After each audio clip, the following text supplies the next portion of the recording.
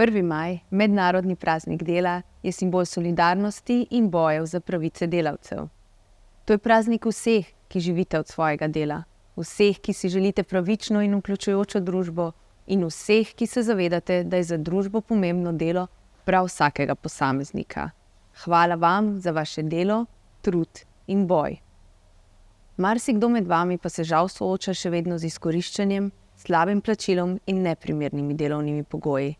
Naša odgovornost je, da gradimo družbo, kjer je vsako delo cenjeno in omogoča plačilo, da lahko vsak dostojno živi od svojega dela.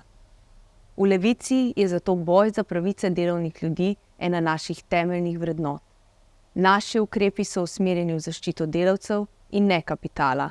Borimo se za izboljšanje delovnih pogojev, primernega plačila in pokojnin. Želim vam lep praznik.